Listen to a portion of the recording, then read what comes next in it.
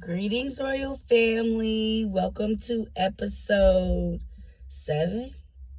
Wow, we really are episode 7 in this shit. Okay. So, it's March now. That's real. That's real as fuck. It's March now. February did not go how I wanted it to go, but it fucking went. Okay. And I'm okay with that. I've made my peace with that. February was very emotionally and spiritually warm, is the best way I feel like I can describe that, all things considered. I had to really work through the lessons that I was being taught. I had to love myself, and allow myself to be loved by other people, even if that love was temporary. Because allowing people to love me does not mean that that person will be able to properly love me forever. And I had to really make my peace with that shit. And really make my peace with the fact that I have to maintain my boundaries while allowing myself to be loved. And while also allowing other people to love me. And loving myself. That I still have to maintain my boundaries with what I want for me and how I go about what I want for me and my willingness to really fuck with what I want for myself. And on that note, very, very short intro. Let's get into the actual intro of the podcast. Welcome to the Queen Vanii Talks podcast. I am Queen Vanii herself, a spiritual healer, phenomenal talker, and forever student of the world. I'm finding myself. Still, while knowing who I am and changing into who I'm becoming, I'm still finding myself. And I've made a lot of peace with that, which was very hard because one thing I realized this past week was that I have a lot of astrological energy in my big 3 that is very much about duality. That is very much, it is and it's not. We are and we are not. I am a Libra sun, Gemini rising, big Cancer moon. Okay, I love my Cancer moon because I have made, of all my placements, that one I have made the most peace with because I am just emotional as fuck. And I like that shit. I really like that shit. And leaning into my emotions and leaning into my intuition. I've really learned to understand that duality energy that you get from Geminis, but also get from Libras, but in a different kind of way, from both of them. I carry that shit. And I'm learning now to find my balance, which is a little difficult sometimes. But I am learning to find my balance, find a happy median, find peace in the middle. This podcast, the Queen Vanii Talks podcast, is about provoking thoughts that encourage you to become the best version of yourself for you. Not for your family, not for anybody else, for you, for your destiny, for your life, this lifetime. So we're here with episode 7, highly anticipated episode 7. I've been working on this one for a few weeks because I just had so much I wanted to put into this episode and really intentionally say. So here we are. Episode 7 is called The Art of Loving. The art of loving yourself, the art of loving others, the art of choosing love but maintaining boundaries, the art of loving. Because loving is beautiful, but the art of really loving someone is a masterpiece. The art of being loved by someone is a masterpiece. The art of loving yourself is a masterpiece. And when you practice an art, a craft, a talent, a hobby, then you become great at it. And so I would say that I have become great at loving myself. But let's get into this episode. So let's start with our first segment. And that first segment is going to be called Seconds for Self-Love. In these few seconds, I'm going to give you some tips on how to choose self-love first. So I had a little update story, very little tidbit, very little personal. This podcast is very personal to me. I really be pouring my life into this podcast, and in doing such, I have seen so much growth for myself, and I have learned so much more accountability. But seconds for self-love. So recently I moved into a situation where I can't have an altar because of pets, privacy, and sacred respect. I recently got a cat, and I live in a house where there are multiple dogs.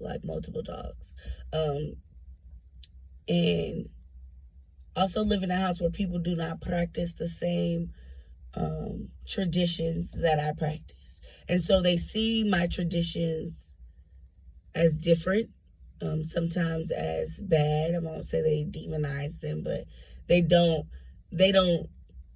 Christians. They don't value it as high as they value Christianity. And I'm not expecting nobody to, because it's for me. This is my shit.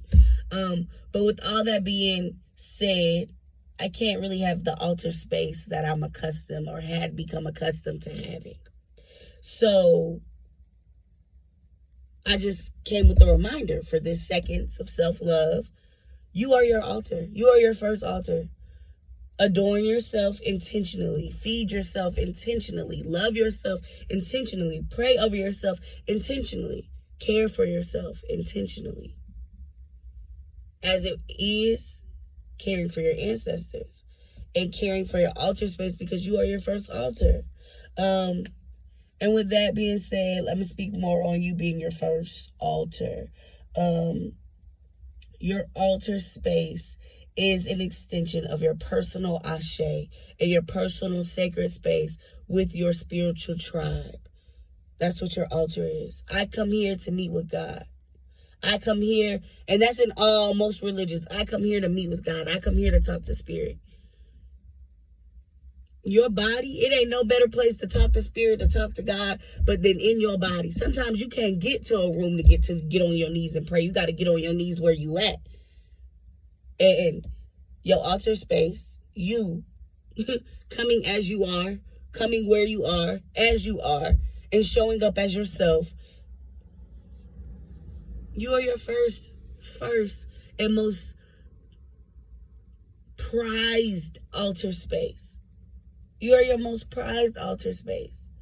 So with that being said, I also want to leave some in the seconds of self-love. I want to leave some practices, rituals that I use to practice self-love on my personal altar space, since I can't physically have a set altar space. So I grew up, or am descendants of, some old Mississippi Delta niggas, like the golds, the lavishness, the countryness.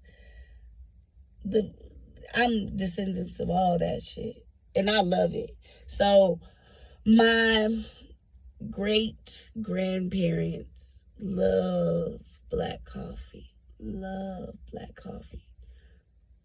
I'm not a black coffee girl. My grandmother is, though, to this day. And when I had my altar space, I used to leave coffee out for them. And in A lot of spiritual traditions, coffee is used to make haste. When you get caffeinated, you speed up. So it's to make haste of your blessings, to make your blessings and everything you're manifesting come towards you quicker. So the self-care ritual I use now is coffee scrubs. The way I will scrub my face, my body, my back, my coochie, my entire body down with a coffee scrub and pray. And pray that as I scrub my body, my ancestors be energized. They be refreshed. They be awakened to make haste of the things I've asked for. To make haste of the blessings that I've asked for. To show me the works that I've asked for are being completed and done as I see such. That's number one, coffee scrubs. Number two is white baths. Maisha from cognac.com. She is another spiritualist. I found her through the Little Juju podcast. Search all that good juju. If I name dropped, search it. She has a recipe and a breakdown of what white baths are on her website. I used that and kind of spiritually mixed it up. And the biggest thing, in the recipe, she calls for fresh flowers. And all that to say that I use her white bath recipe, add some jasmine and my internal peace oil, and baby, the way that people have tried to attack my character, and I could not give a fuck less because I'm so calm internally that you can't speak to me, you can't rile me, you can't upset me, you cannot provoke me, you cannot do shit to me other than get the fuck out my face because I don't have a fuck to offer you. Child, white baths. And it's funny because there have been times I've been stressed and I've taken a white bath and my head becomes so cool and so calm that my stress is no longer my stress. It is the stress of my ancestors because I've gave my burden away. So when I get into times where I can see that I'm transitioning, where I can see the stress building and the chaotic energy building, that I already go ahead and take my white bath early. It's preventative. It's preventative. So white baths, coffee scrubs, white baths. And the last one is cayenne, hot sauce, and fire cider. On my website, I will be releasing a fire cider in April. In Aries season, I will be releasing my fire cider. Fire cider is, this is my baby. I've been letting her marinate all fucking winter. Because I let my last one, I still have some from last year. Fire cider is a vinegar-based, herb-infused elixir. And for your body, it is very good at and building your immune system. Is anti-inflammatory. It is good for clearing your sinuses, for relieving pressure. Fire cider, my fire cider is, baby, not for the faint at heart.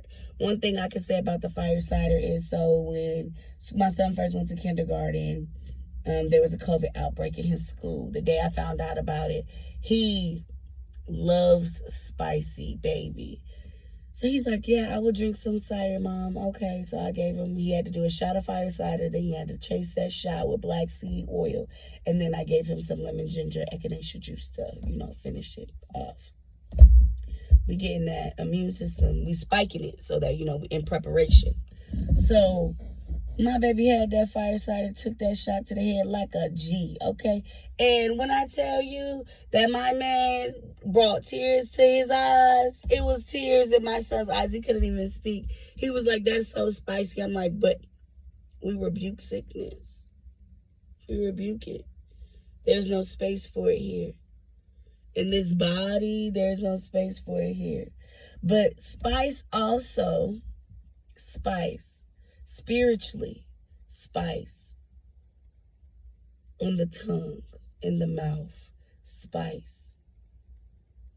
It makes you more intentional with your words, more careful with what you have to say.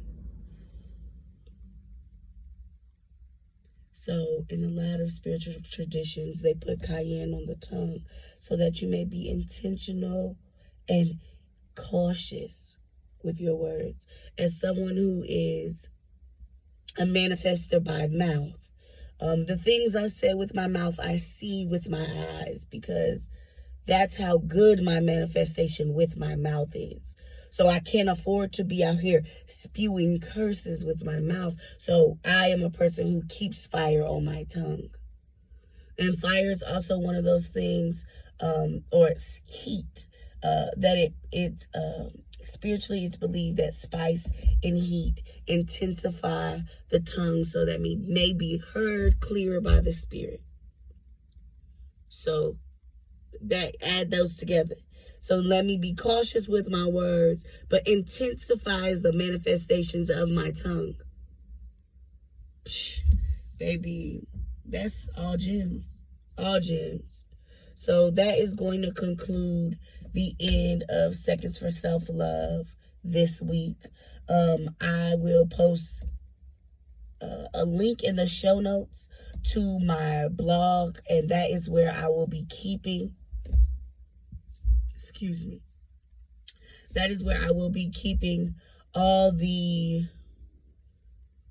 practices, rituals, remedies, and the explanations of such, and where to buy such products from.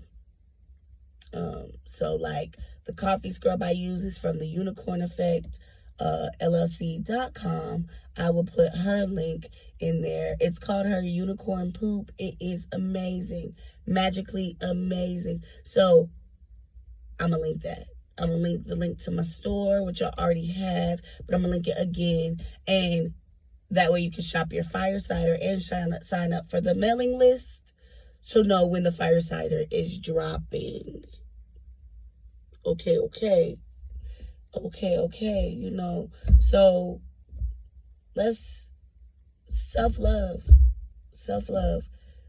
working on yourself so that you are better for you.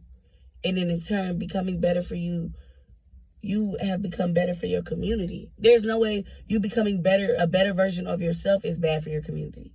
And if that is, air quote, what the community is saying, you need a new community, baby. And that's that on motherfucking that.